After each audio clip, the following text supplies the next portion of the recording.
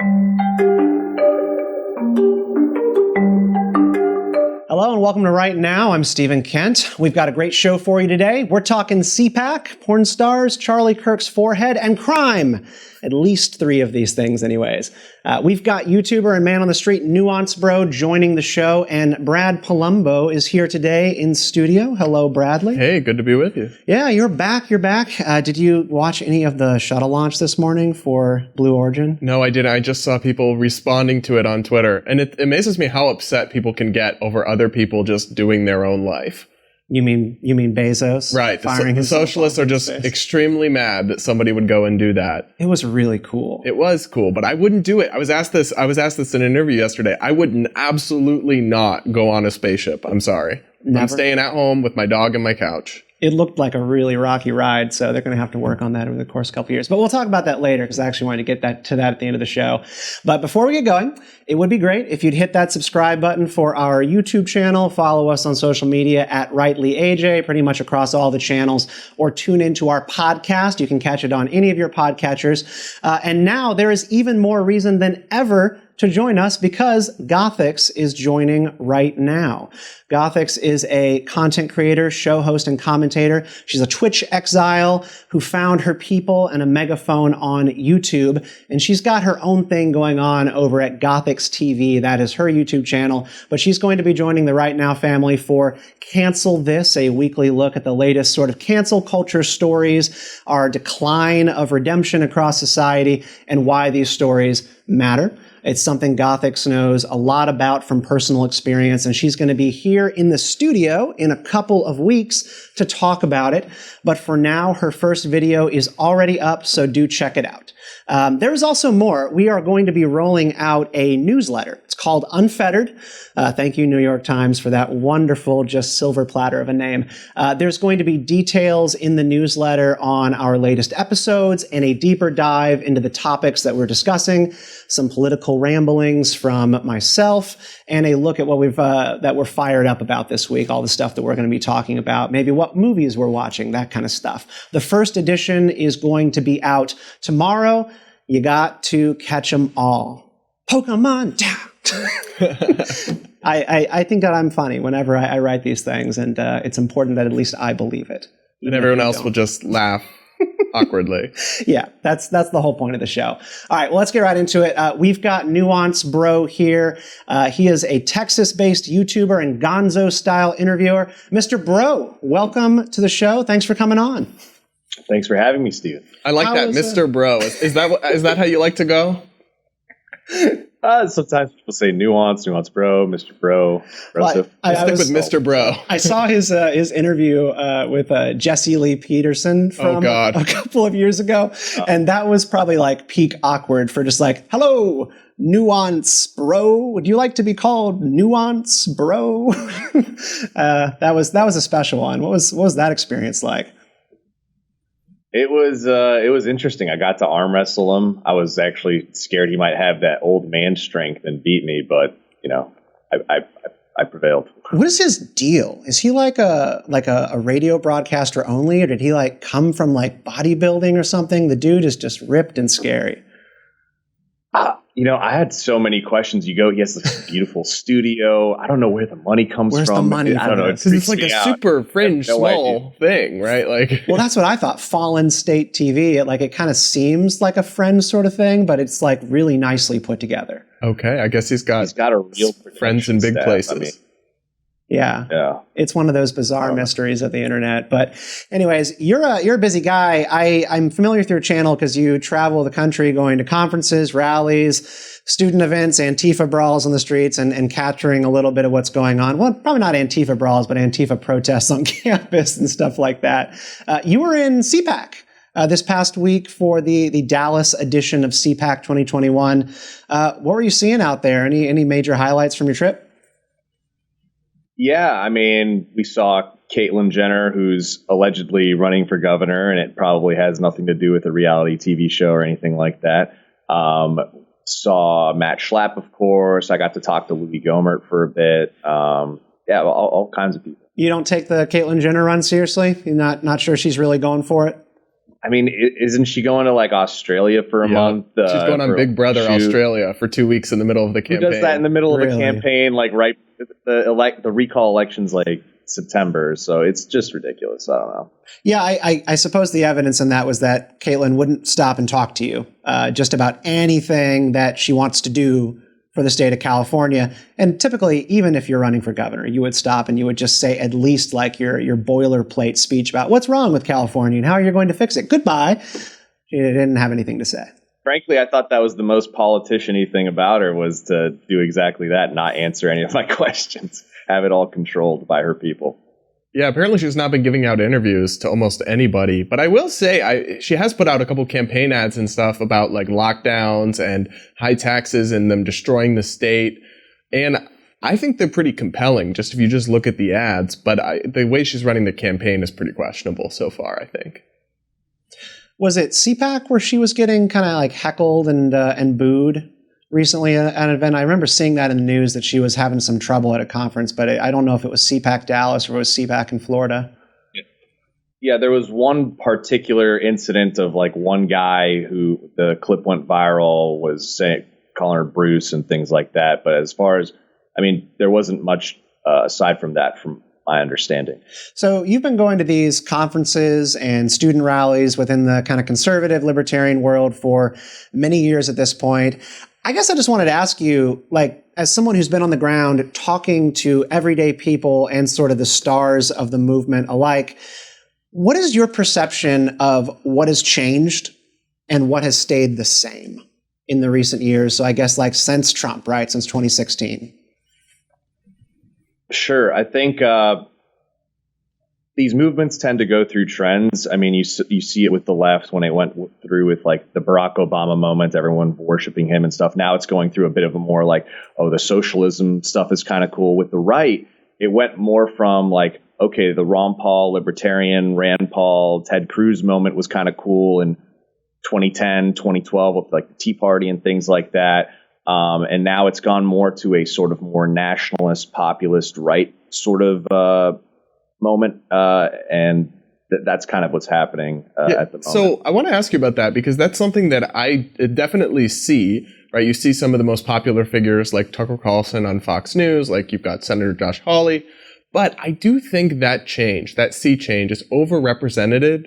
It's overrepresented in the kind of Twitter ecosphere, the political world. The most actively involved people are really into this. But how much of an actual sea change with the typical Republican voter do you think has occurred in that sense? Sure. I don't think the typical Republican voter has changed all that much, but I think they're actually starting to meet the Republican voter where they've been all along. I don't think the typical Republican voter has really had sort of libertarian type values where they're like, oh, we care about corporate freedom and low taxes and regulation. What do you call the Tea Party then? The Tea Party, you know, it died. It only lasted for about 2 years, and it was in response to Barack Obama and Obamacare and things like that. But it didn't last all that long. And there was also a lot of social conservatism built into that with people like Michelle Bachmann and folks like Glenn Beck. At the time, Glenn Beck wasn't always libertarian. He became more libertarian over the years, but he is all over the map, that Mr. Beck. But I mean, I kind of take like the back and forth here, because the Tea Party movement to me has always represented a moment where the conservative movement, like the grassroots, was telling us one thing about what they feel, what they believe, what they would like to see happen in Washington. And then you had sort of the think tank establishment move in to try to channel that energy into a suite of policies that were pretty disconnected from what those people actually want. Like I worked in that world for a little while, and you know, blessed be, like occupational licensing would be a great thing to reform, but like that's not what people are crying out on the streets about having change. And I think that is exactly an example of where the Tea Party I guess I'm less certain. Diverges. I guess that I'm less certain this is a sea change. I think it's more a tale of opposition versus majority in the government, right? When Obama was in charge, All of a sudden, Republicans were very concerned with the debt, fiscal conservatism. And now, I think during the Trump years, there was absolutely this populist nationalist turn. And because they had to govern and because they realized a lot of them didn't have much of an ideological foundation to begin with. Love or hate Trump, he's not a deeply policy-schooled thinker and an ideologue. He's all over the place. But I think you did see that. But now, since Biden's been in office, Republicans are constantly returning to talk about inflation, taxes, big government, already even the national debt. And obviously they're very hypocritical about it, but they're starting to talk about it again. It's exhausting. I think, so I guess what I would say,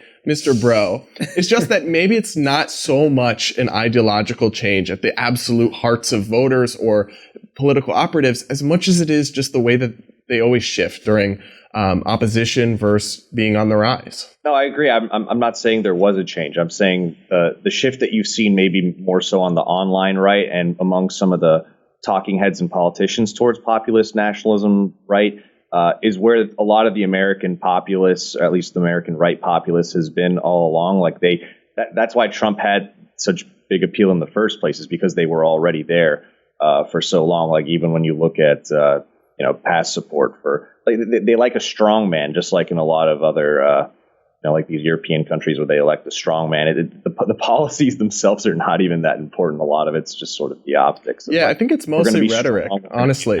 Yeah, you talk to people, at events all the time, and you always ask them, like, hey, do you like Donald Trump? Like, why? And then you always follow up with, like, well, tell me about the policies that happened. And the thing I think I hear the most when you're talking to voters about their perceptions of Donald Trump and policies, they talk about, like, reinvigorating the military, as if there was, like, legislation that reinvigorated the military, so much as, like, verbal support for the military, for police, like doing things that just show I am with these people, but there's not ever really a policy that can be attached to the things that people are talking about. It's a sentiment and an energy. Well, in Trump's actual policies, if you set aside trade and immigration as two notable important exceptions, a lot of it was pretty boilerplate, free market, libertarian-esque, tax cuts, deregulation, and people still supported him, these populist-leaning voters, just as much. And I think it had much more to do with the fact that they believe he fought for them. He pushed for them. He battled the establishment, the swamp, right? And whether you believe he did or he didn't, that was obviously integral, which actually makes me wonder, one of the big things where he shook things up is on the matter of foreign policy, saying no to forever wars, no to invading the entire Middle East, goodbye Bill Kristol, goodbye neoconservatism. The kind of next generation, this populist right, is it keeping that kind of more restrained foreign policy as central to its identity, or is it returning to kind of like Bush-era conservative foreign policy thought? Yeah, I don't think the populace has ever really been a sort of like neocon populist. There's a lot of appeal to not having this expansionist foreign policy. So I think the majority of the American population's against that. So in interest of like protecting kind of your anonymity, doing your channel and stuff online, can you tell people a little bit about like your background, like what you're interested in, why you started the channel? Because I really respect just like the t-shirt line that you have, right, with the channel. It's not Republican, not Democrat. I am pro nuance. That is a valuable thing. I imagine that resonates with a lot of people. I think most people view themselves through that lens. They think of themselves as being able to see both sides, but they eventually end up picking one of the lesser evils. Kind of what's your thinking, and why did you want to start this channel and go out on this? Yeah, to that point, I think that's why you're seeing a lot of popular support for channels like Joe Rogan's podcast, or even like Crystal and Sagar's program, where it's not so like partisan, if that makes sense. It's not like the CNN we're on this side, or MSNBC, or in CNN's case, they pretend they're not on a side, but they obviously are. And then Fox News being on their side. People are kind of looking for, conversations and nuance and things like that. They don't want to just be pandered to all the time. As far as how I started, I was seeing people cover events and things like that kind of for their partisan ends, like, oh, like the libs got owned, or conservatives, they look stupid. And I really just wanted to talk to people and actually get what their opinions are on things and see what the actual state of affairs and was. You're really respectful of people and the things that they're telling you. Like, you don't, mock people to their faces when you're speaking to them, even when they say kind of just wild things. And like, that takes a very particular kind of person to not feel like every person that they speak to needs to be confronted. Instead, just let people speak for themselves. Like, I really admire that about you. Like, we need more people out there who are just listening to what everyday people are saying and then trying to shape the politics around that as best they can.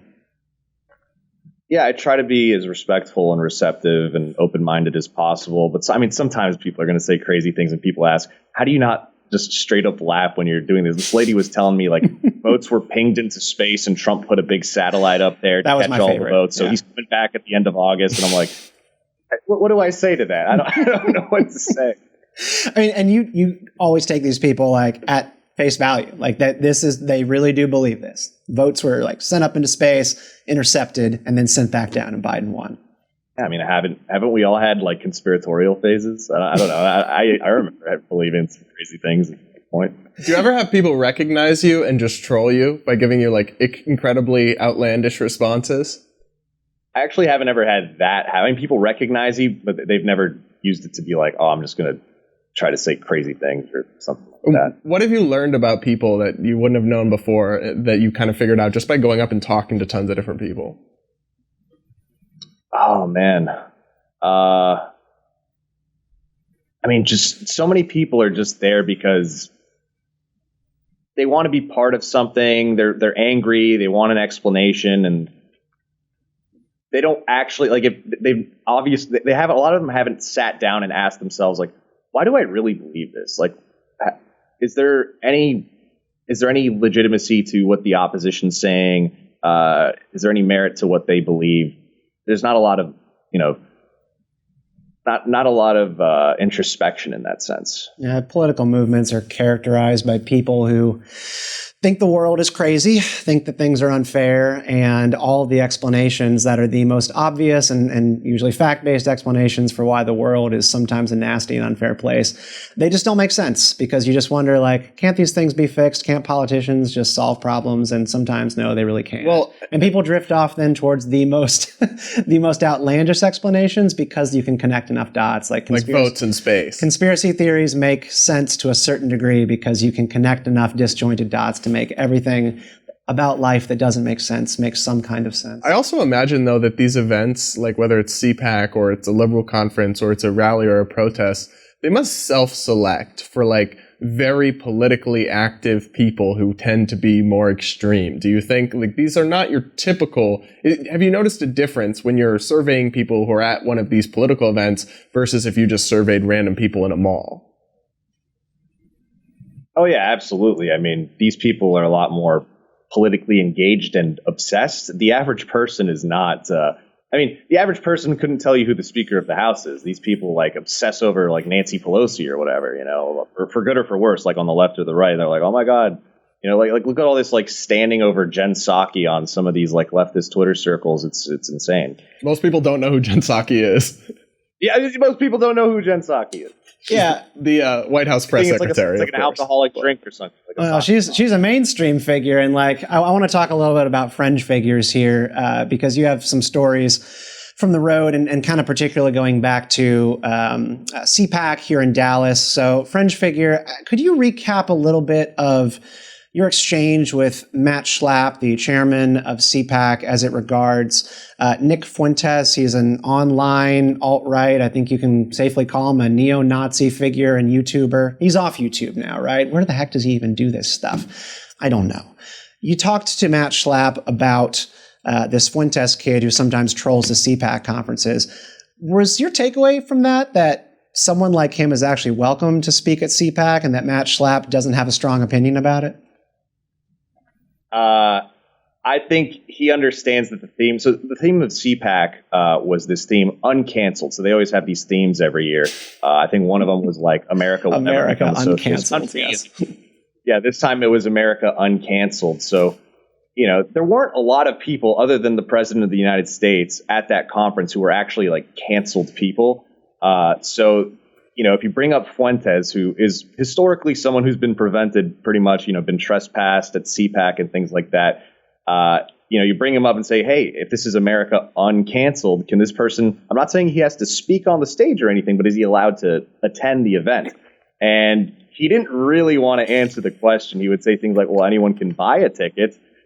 Did he try to buy a ticket? I don't know. I'd have to check. Like, he knows, like they have security protocol organized over this person if he shows up, but he didn't want to answer the question because there's an obvious, it doesn't look so Did good. He show up? He did show up. He walked through like the main lobby area, not areas that you needed to have credentials to get into, but, yeah, he walked in for a bit, and I wish I was there to film it, maybe ask some questions, but I was getting dinner at the time, so didn't work out. What is your operating theory of Matt Schlapp's like coyness about that subject? Is it the hypocrisy thing that he just kind of doesn't want to stumble into, like talking about who's welcome and who's not, even if he knows like this person is probably an easy person to throw into the bus? I mean, what's your view of that, and why he sort of dodged that entire question? Yeah, I think it has a lot to do with the hypocrisy of, our theme is America uncanceled. We're not going to let the left tell us like who we can have on stage. We're open to all, like we're a big tent party, but, we won't let this guy attend who we've literally kicked out multiple times on multiple years. And, he doesn't want to answer the question, because if he does, there maybe some donors wouldn't be too happy if he was allowed. Are they saying like, oh, if you allow this person to the event, are you kind of endorsing his views? Things like that. So Fuentes is stirring up trouble across the South, because he also pops up in this story from Florida over the weekend involving TPUSA. So this is Charlie Kirk's organization, Turning Point USA. They had their Student Action Summit down in Orlando. Yeah, down in Orlando. Say what? Tampa. Oh, it was in Tampa. Okay. So they stumbled into a situation with adult film actress, porn star Brandi Love, attending the conference on a VIP pass.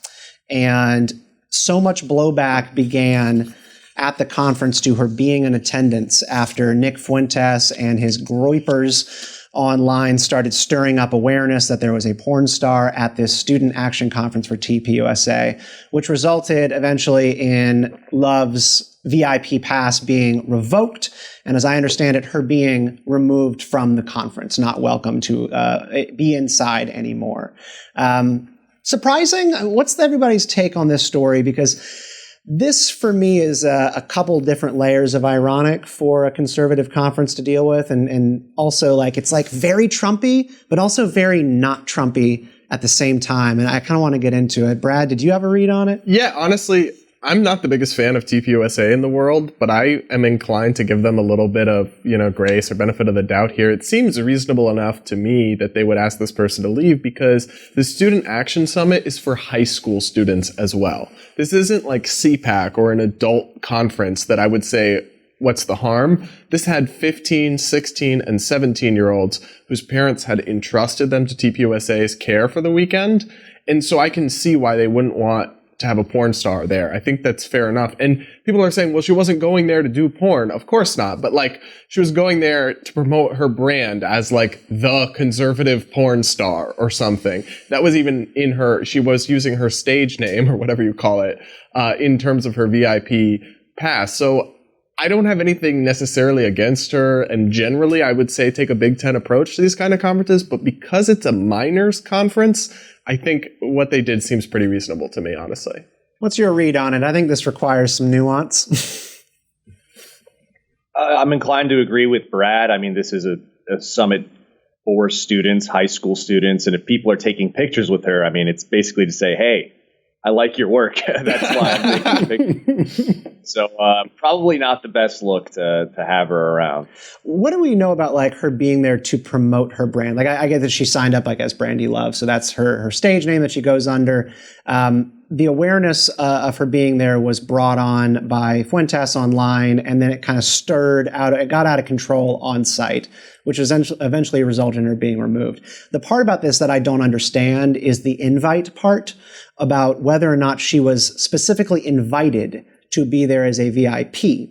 or if she applied for a VIP adult pass, which anybody can do if you are an adult and want to go to TPUSA's conference, and then it has to get approved.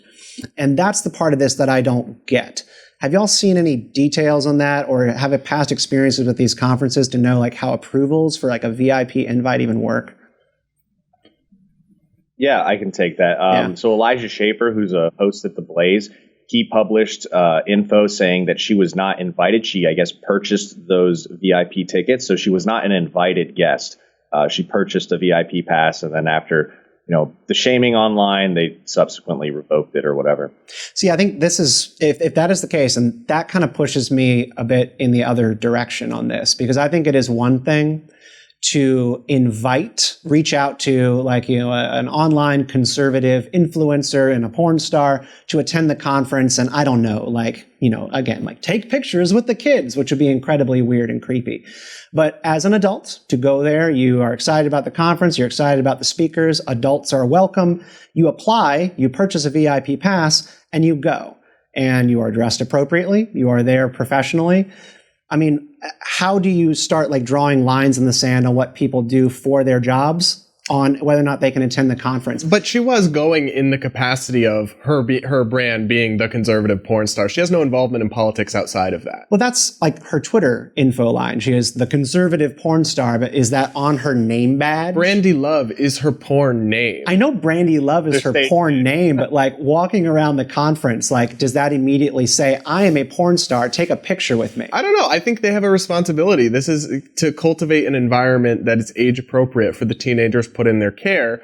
And I just don't think I don't see anything really that wrong with it. Obviously, they're going to allow some people, not allow some people. It's a private event. The thing I find very funny is that all of the Groypers and Nick Fuentes and these people claim to be the rad trads, the radical traditionalists, yet they all immediately recognized the porn star. I'm just saying. Yep, you can't ignore that one. I'm sorry, bro, you're going to say something? No. No. So I think the debate that this has kicked up online has just been rank and file conservatives and also trads arguing about whether or not you could be conservative and a porn star. It's also a Trump thing, though, because the really Trumpy people, like John Cardillo from Newsmax, for example, they were we don't care. Anybody who is down to put America first. They're almost, because Trump was obviously not a gem of social conservatism himself, right? Married 3 times, an adulterer. He loved porn stars. And so you have that split between people who are trying to claim the mantle of the right for really aggressive social conservatism again. And yet these Trump people who didn't really care about a lot of that, many of them, so they'd be fine with a conservative porn star. Whereas your trads, they're obviously going to object to that. Yeah, I mean, Sohrab Ahmari was on stage, and Sohrab Ahmari, very kind of, what would be the word to describe him? Authoritarian. A very authoritarian Catholic writer for the New York Post. He was it's the right thing to do to remove this person and kick him out. I mean, I kind of want to know, and it's a little bit different because he's Catholic, would Brandi Love be able to go to church and sit in a back row pew? Obviously, if you're a Catholic, you can't take communion, right? But if there are families at church, right? There are families, there are children at church. Can Brandi Love decide to go to church and sit down and be there for a sermon? Obviously, she could. I don't think there would be many churches in America, at least mainstream churches, that would kick her out for trying to go to church and get right with God. But you can't go to a conservative conference because of Christian values. I kind of reject that. You're there for a whole host of reasons to go to a conservative conference, including who you are against. Last time I checked, this movement was incredibly riled up about America being in decline. The left is going to take over, destroy our institutions, and Antifa is going to be running the Capitol by tomorrow. I thought we were in a crisis. Therefore, you need everybody to the table to stand up against those people. But then again, it comes down to the cultural decline thing. These people are also concerned about the culture, so therefore she's the easy fall person there. But remember, it's a conservative conference for children. It's for that's the high thing. school it's a under teens 18 conference. I feel like that is a easy to throw up defense when we've all seen or been to these conferences before, and there are kids in attendance, and then there are also just a ton of adults. Right, and also TPUSA's conferences are notorious party zones, right, even for the teenagers. So there is some hypocrisy there. What this whole saga really tells me is that TPUSA has absolutely no ideology or identity as an organization. If they're putting up Kat Timpf, who's totally libertarian, cool girl, right? And then people like Sohrab Omari, who want to be like statist, populist, nationalist, social conservative. Basically, they're just totally incoherent and mixed as an organization. They're promoting these speakers and ideas and claiming some sort of unity or movement, but these people are totally ideologically disparate. They're in direct conflict. So it is interesting that they're citing principle to remove the porn star when they're clearly, I mean, they claim to be socially conservative sometimes, but then also at TPUSA events, they have like really scantily clad women like shooting objects into the crowd, right? So it's just such an incoherent organization, and I think that's what made this that whole happen. thing about Trumpism, like the part of the Trump thing was like, you need to stop being such beltway prudes and get right with barstool conservatism. And I think what Brandi Love called Kid Rock conservatism, which like it's a thing. Like this is part of that idea. And the Trump thing was about America being in decline, which is like winking and nodding at certain elements of morality, but also ethnic stuff and the economy, like everything. But then if you're going to do that and also say like, look, you just need to accept that the guy might not be the most buttoned up Christian in the world because we're fighting to defend Western civilization here. The two things, again, they don't make sense and jive together. Yeah, despite being a non-profit, TPUSA kind of does operate like a business, and they want to be able to put up numbers like, oh, we had X amount of students sign up for this and that, college chapters, etc. So they want to grow as quickly as possible. And they do that by kind of appealing to all different sides of the conservative spectrum or right wing or whatever you want to call it spectrum. And, you know, you even saw this with Charlie Kirk himself, how he used to have, certain opinions about immigration and H-1B visas and free things trade. like that. And he basically completely changed on that post-pandemic. So you just fled California, right? You resettled in Texas. What made you leave? I mean, isn't it obvious? A lot of people have Tell made us this about move. I mean, I was born and raised in San Francisco. It's kind of like a dystopian hellhole at this point. I mean, if you look at the overdose numbers there, I mean, it was almost triple the number of COVID deaths in the city of San Francisco, overdose deaths. And you see just homelessness, drug needles, human feces on the street. The crime is just crazy. We have a district attorney, Chesa Boudin, whose parents are like literal terrorists. His dad is still in life in Weather prison. Underground, this right? guy's like a crazy communist. It's a disaster. Well, tell us a little bit about Boudin then, because I watched your video on your channel, kind of breaking down the theft and robbery situation involving CVS's and Walgreens, just these places being just looted and emptied out by people doing small thefts, and it's actually like somewhat organized as far as crime goes. And Chesa Boudin, like you said, the son of two Weather Underground terrorists from a couple of decades ago. One of them still in prison, one is out. This guy has completely upended the way that justice is handled in San Francisco, as far as you see it. Yeah, I mean, I don't think he's prosecuted successfully a single homicide in the city. He fired many of the top career prosecutors in the city that had expertise in like gang stuff, and it's just been a disaster. He's putting in like defense attorneys, people who haven't really had any experience prosecuting cases. And Boudin says that he can't prosecute anybody for these cases if police are only bringing in 10% of crimes that are actually committed, which, I mean, there's something to be said for that. Just the incredibly low arrest rate for San Francisco PD.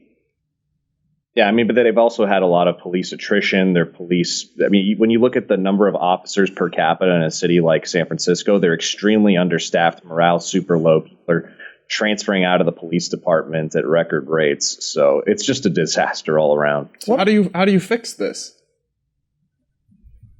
You have to change the culture around, this idea that, we can just be as progressive as possible on every single issue and not recognize crime for what it is. Like, this is not something where, we could take a hippy dippy approach all the time and it always works. Restorative justice, as they like to talk about it. No, like how bad does San Francisco have to get before like liberal Californians who live there will actually realize that, or are people just going to leave? Well, we'll hopefully see it with this effort to recall Chesa Boudin. So if that happens, maybe that's a positive sign. I don't think his approval numbers are too good in San Francisco, even though he won the election. Am I right that Chesa Boudin was the translator at some point for Hugo Chavez in Venezuela? Wow. That's what I've heard, yeah. The guy did a stint at some point serving as the English-Spanish translator for Hugo Chavez. And this is the DA, the Honorable DA of San Francisco. No, the guy, there's a suit and he looks nice. The policies that you're talking about, like one of them is eliminating cash bail, right? So this is a little bit tied to one, just like making sure that more people can afford to actually pay their way out so that you don't have a two-tiered system, so that only people with access to cash are the ones who are able to get out for petty or for large offenses. And then you've got, I think, what is often called like catch and grab or catch and release policing, where you're not holding people until their trial. So you arrest people, you charge them, and then you let them go to show up to their trial. And these people then sometimes get into trouble when they are released back out into the public after they've been arrested for something. Are those the kind of things that you view as hippy-dippy and are not worth pursuing? So a lot of things like, getting rid of cash bail, for example, it really depends. I mean, because then they go to a risk-based assessment, but it's like, okay, well, how risk-based are you going? Because, to be somewhat fair to Chesa Boudin, there's cases where I guess his office has claimed they've asked for a suspect to not be released back into the public, but then the judge is the one that overturns it. And then that person goes on to like kill people and, or do some crazy violent act. So there's some responsibility, blame to go around, and the judges are also a problem in the city. Yeah, one of the primary metrics that people start going back and forth with as it involves San Francisco is whether or not we're talking about property-related crimes versus homicides. And it is homicides and violent crime that are, in fact, down in San Francisco from Chesa Boudin's predecessor, whose name is escaping me at the moment, but it's the property crimes that are up like 35%. Well, they also decriminalized it, or they made it a misdemeanor to steal up to $950, right? I mean, yeah. What do you expect? Well, that's California.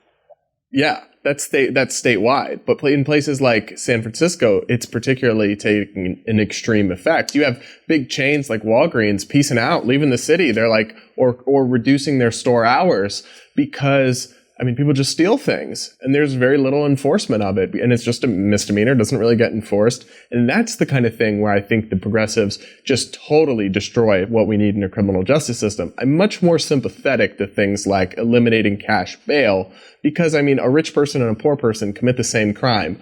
Why should one get to go home and await trial and the other one be stuck in jail? What did you find in your research in the video that you were producing on the impact of the raising of that threshold, or the lowering of that threshold to like the 950 worth of goods? Is that something that has had the same impact everywhere else it's been tried? Sure. So, as you saw, because you saw the video, they've done this in other states. It didn't result in any sort of meaningful increase in crime. And like I said, this was a statewide measure. But right? South Carolina is an example where it didn't do anything crazy. But, this was a statewide measure. Prop 47, I think it was, where it was statewide, but a lot of these disparate effects are felt in San Francisco, and there's a lot of reasons for that.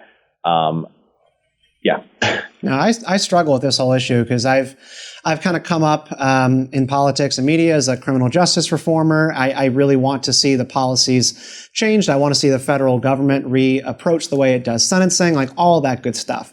But we are in this moment post-pandemic, and it started during the pandemic, of crime going back up. It has risen nationally at least 3% in the past year. Homicide rates are skyrocketing here in Washington, D.C. It has gotten to be much more violent than it was 3 years ago. I think right now in D.C., the homicide rate has climbed for 3 consecutive years, and just since 2020, the summer. So in the past year, it shot up another 38% in terms of violent crime here. And this is the exact reason why criminal justice reform on the small stuff, the nonviolent offenses, is so hard to sell to people, because people are not sitting around concerned necessarily about nonviolent offenders. They're just concerned about crime as a catch-all.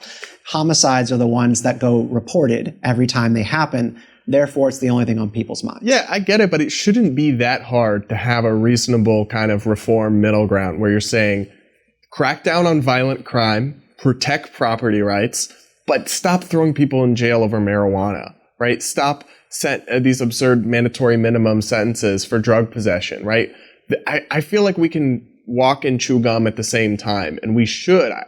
I agree, the messaging, and that's mostly due to these progressive prosecutors, right? Not libertarian criminal justice people, but the messaging has been horrible, but it shouldn't be that hard to really separate the two things, in my view.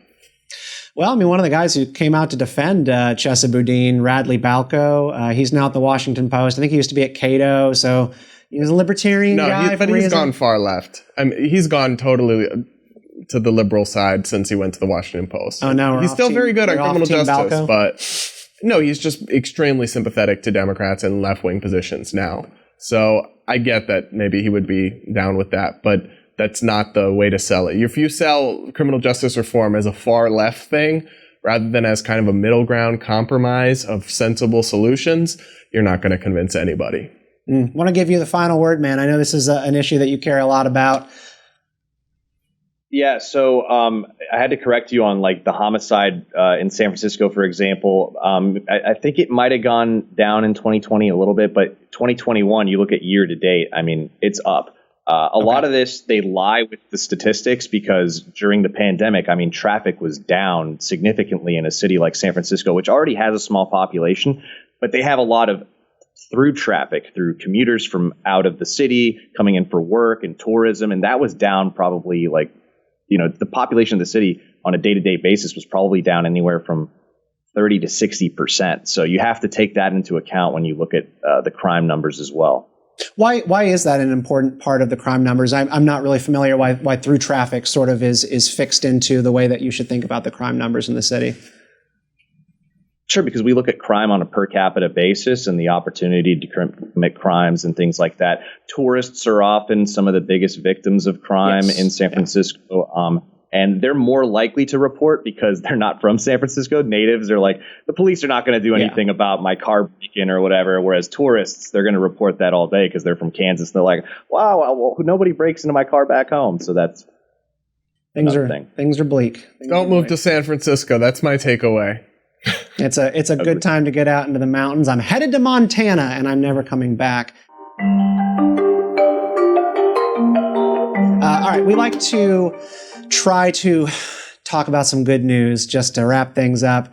So if everybody got something good that is on your mind today, I'll start us off. I will say that I am super excited about what I saw this morning on the way into studio with Blue Origins launching past that line out actually into space with Jeff Bezos. That was so cool. I have never sat down at least in 10 years to like watch some of these launches into space. I guess I'm not incredibly interested with some of the missions to the space station, and I've not been super interested in SpaceX sending out, robots and rovers to Mars.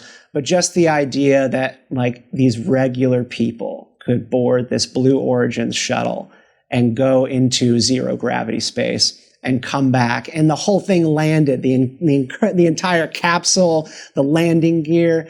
It was straight up sci-fi, and it made me so momentarily optimistic about the future. You just got to get away from the dystopian stuff on Earth, and then I will be excited about the future again. So yeah, it's pretty cool stuff. So for me, I went to my first in-person concert Friday night, and it was kind of surreal, honestly, to be like... You got to tell us who you saw. Oh, so Greyson Chance, he's like a smaller indie artist, but there's like 400 people there, right? But there's no masks. Everybody's like packed into one, I guess you call it a club, right? And it's just like, wow, this is actually over. Things are actually normal again. And almost everybody there, it was their first show since the pandemic. And it was just like a sign of life at long last. The UK just passed a measure for vaccine passports for clubs and shows. The vaccine passport thing is on the move, and it's gonna find its way here. Just you wait. I'm gonna spoil your good news. Oh gosh. All right, your turn. Anything on your mind? Yeah, I mean, I just got back from Vegas, so that's, if I look tired, it's because I didn't sleep at all. I got back pretty late last night, but I was up a few hundred from gambling, and I didn't lose. So that's You are still whole. That is wonderful news. Good on you. All right, that's it this week on Right Now. Thank you for watching, listening, subscribing. Remember to check out our shiny new newsletter, Unfettered, linked below this episode on your podcast or on YouTube. And do be sure to welcome Gothix to the Right Now fam. Her first video for the Cancel This series is up on the channel now. And remember, always ask why, stay out of line, and be a bug in the system. We'll see you next week.